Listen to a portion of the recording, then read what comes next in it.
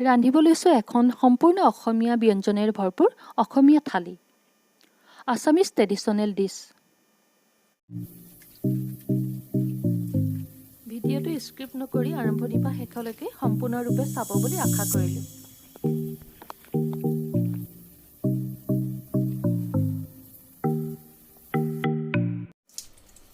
বাকলি নথকা মাছবোৰ যথেষ্ট পিছল হয় কাৰণে পলিথিন এটাত মাছখিনি ভৰাই নিমখ দি থ'লে মাছখিনিও মৰে আৰু বিজলুৱা লেয়াৰটো এৰুৱাই ল'বলৈ সুবিধা হয়। তাৰপিছত মাছখিনি ভালদৰে ধুই কচি ফ্ৰাই কৰিবলৈ ৰেডি কৰি ল'লোঁ। যদি চেনেলটো নতুনকৈ উপভোগ কৰিছে তেন্তে লাইক, শ্বেয়াৰ আৰু ছাবস্ক্ৰাইব এটা কৰি দিব।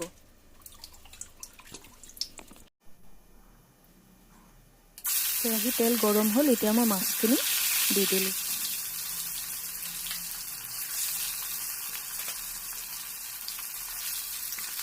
আজি মই দুই ধৰণৰ মাছ লৈছোঁ, মাগুৰ মাছ আৰু শ'ল মাছ।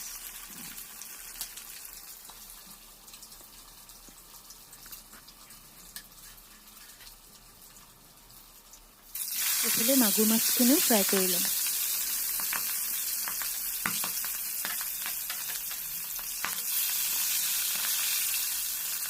মাগুৰ মাছ মই বিলাহী দি বনাম আৰু শ'ল মাছ মই মূলা দি বনাম। সম্পূৰ্ণ মায়ে বনোৱা ধৰণে বনাম, দুইখন গ্ৰেভি বনাম।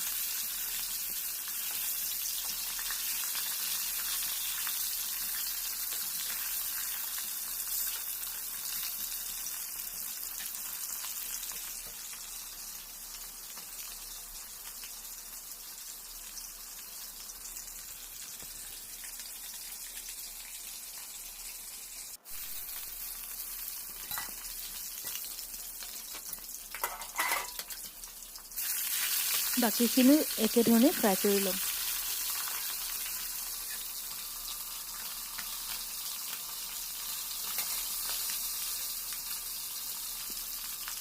ফ্ৰাই কৰোঁতে যাতে ভাঙি নাযায় সেইটোলৈ মন কৰিব লাগে।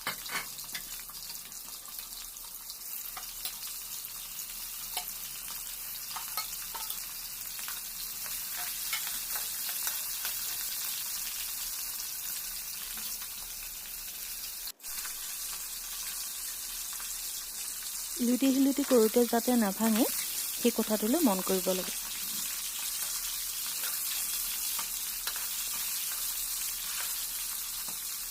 এতিয়া মোৰ ফ্ৰাই কৰা হৈ গৈছে। এতিয়া মাগুৰ মাছৰ জোলখিনি বনাম। আদা, নহৰু, পিঁয়াজৰ পেষ্ট তেলত দিছোঁ। তেল অলপ সৰহকৈ দিছোঁ, তেতিয়া মাছৰ জোলখিনি খাবলৈ ভাল হয়।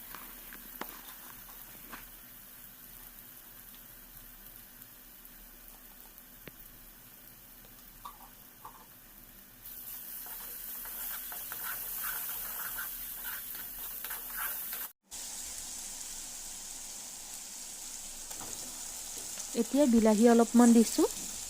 এখেতে আজি টেঙাকৈ খাবলৈ ইচ্ছা কৰিছে, গতিকে জোলখিনি টেঙা দিয়ে ৰান্ধিম।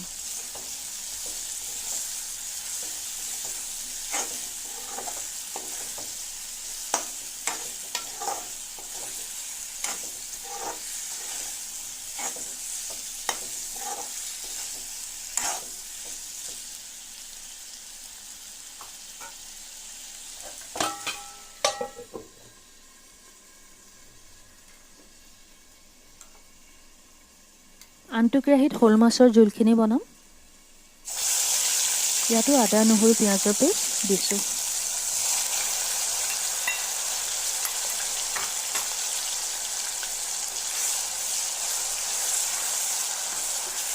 পেষ্টখিনি ৰঙা হোৱালৈকে ভাজি ল'ম।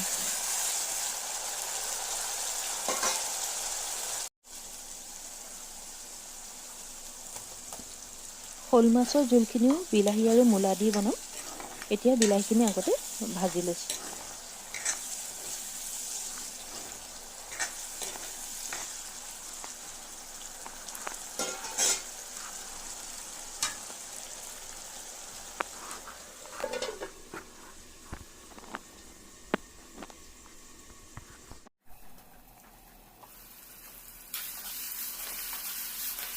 বিলাহীখিনি গলিলেই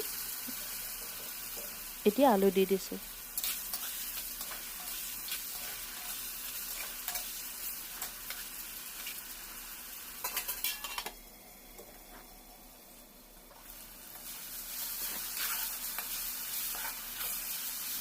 এইখিনিও গলিছে। এতিয়া ইয়াতো আলু দি দিম।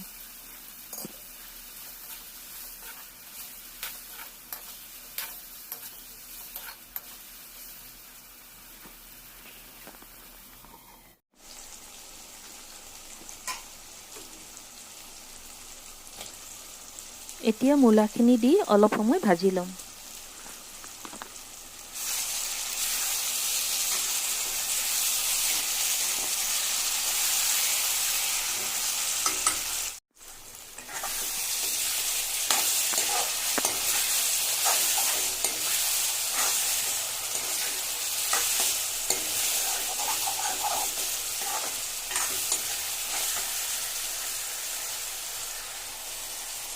বিলাহী আৰু আলুখিনিত অলপ গৰম পানী দিছোঁ।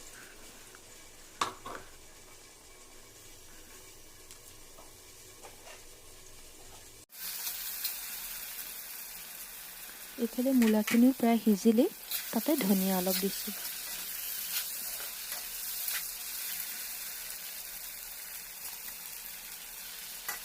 শ'ল মাছ কেইটুকুৰা দি দিছোঁ।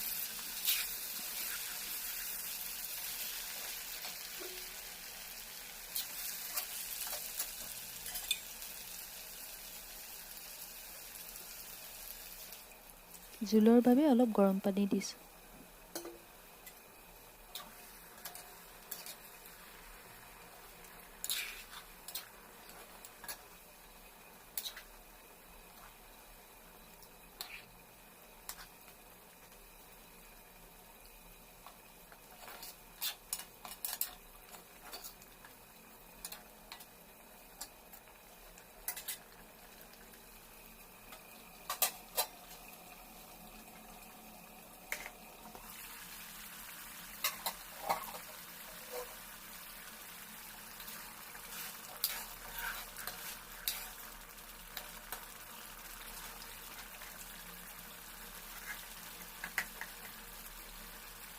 আনটো কেৰাহীটো ধনিয়া অলপ দিছোঁ।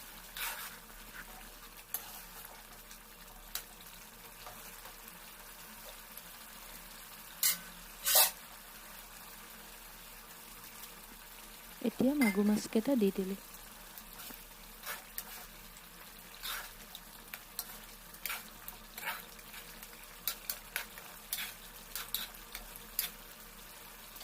বিলাহী আৰু মাগুৰ মাছৰ জোল হৈ গ'ল। এইফালে মূলা আৰু শ'ল মাছো হৈ গ'ল। লাই শাক ভাজিৰ কাৰণে তেল অলপ সৰহকৈ দিছোঁ। পিঁয়াজ দিছোঁ।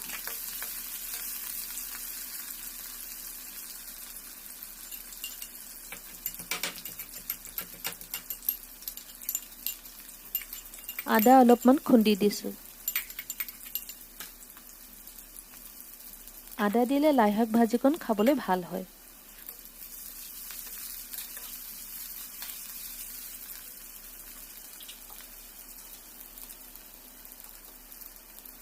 ভাজিৰ পৰিমাণ অনুসৰি নিমখ আৰু হালধি দিছোঁ।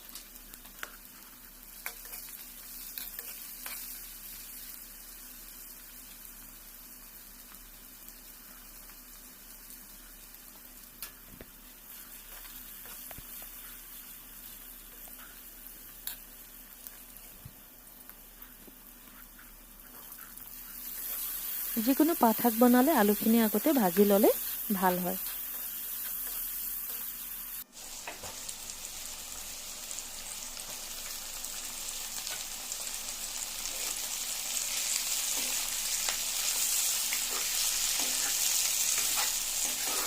শাকখিনিত নিমখ ভালদৰে সোমাবৰ কাৰণে চাৰিওফালে ভালদৰে লৰাই লৈছোঁ।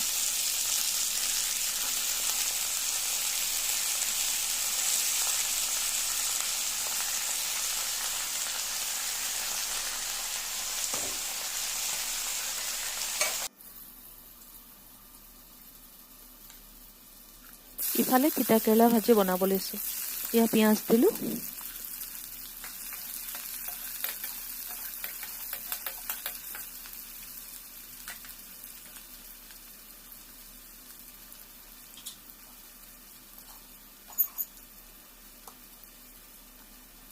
একেই পদ্ধতিত নিমখ হালধি দিলোঁ।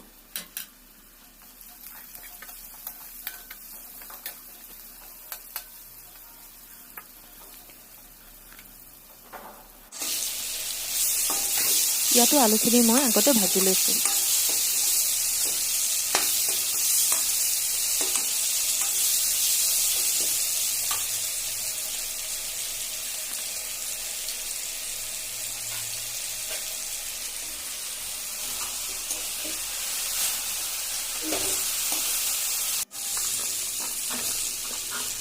তিতা কেৰেলাখিনি দি দিলোঁ। এতিয়া ভালদৰে লৰাই লওঁ।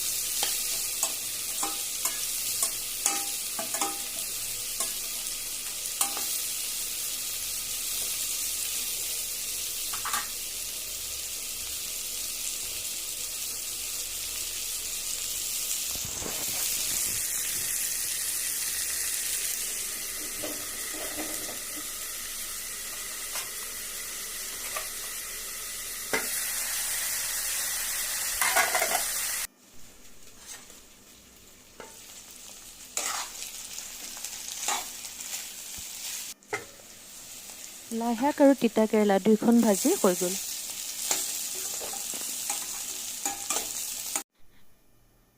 এতিয়া লাই শাকৰ আগখিনি প্ৰেছাৰত বইল কৰি ল'ম।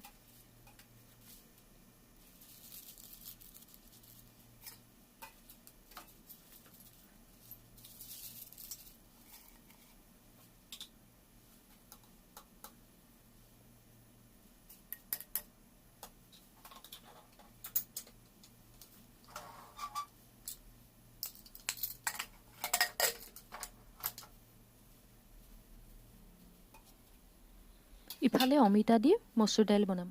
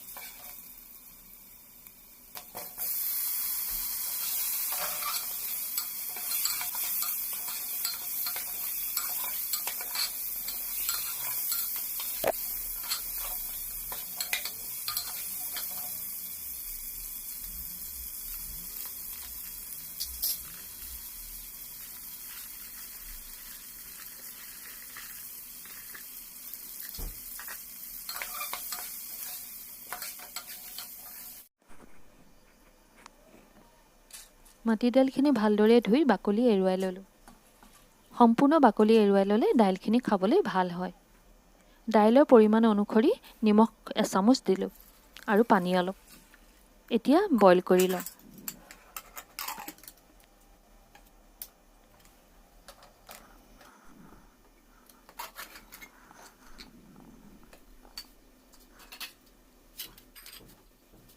মাটি দাইলখিনি তেল মাৰিবৰ কাৰণে নহৰু আৰু আদা অলপ খুন্দুনাত খুন্দি লৈছোঁ।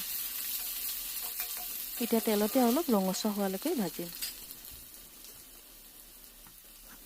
তাতে অলপ হালধি দি দিছোঁ।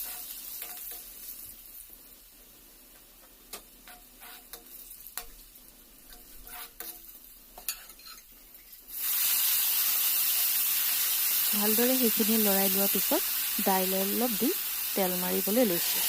এতিয়া গোটেই দাইলখিনি ঢালি দিছোঁ। সুগন্ধিৰ বাবে মানধনিয়া দিছোঁ। মানধনিয়া দিলে খাবলৈও যথেষ্ট ভাল হয়, সোৱাদযুক্ত হয়।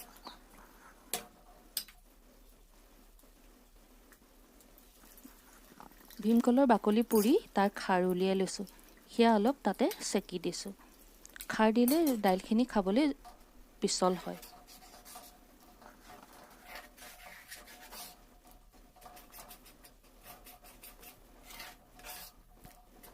মোৰ দাইলো ৰেডি হৈ গ'ল। পিটিকাৰ কাৰণে বেঙেনা পুৰি ল'ম। ইফালে চাটনিৰ কাৰণে তিয়ঁহ ৰুকি ল'ম।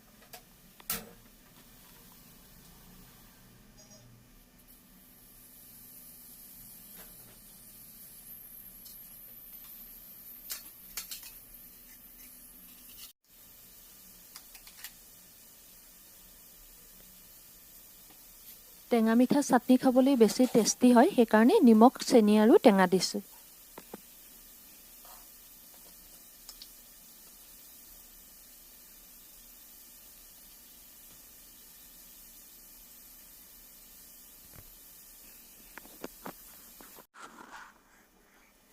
শেষত ভাতৰ কাৰণে চাউল পাতি দিছোঁ।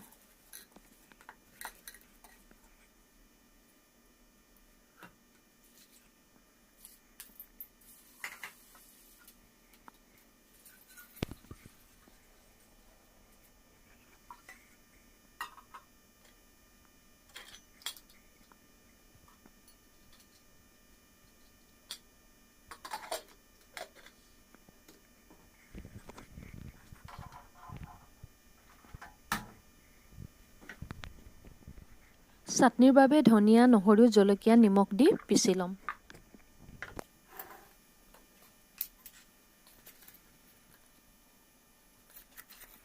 পকৰীৰ কাৰণে বেচন, বেকিং, হালধি, নিমখ, আদা, পিঁয়াজ, জলকীয়া দি ফেটি ল'ম।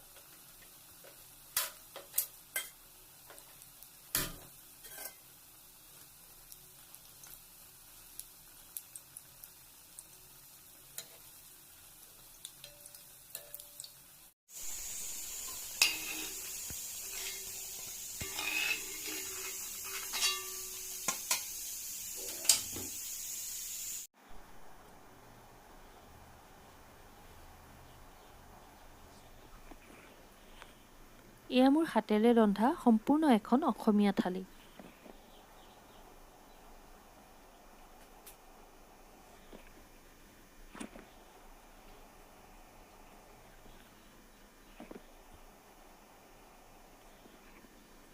এই কৰোণা কালত ঘৰতে থাকি ব্যঞ্জনৰ থালিখন ৰান্ধি খাই চাব।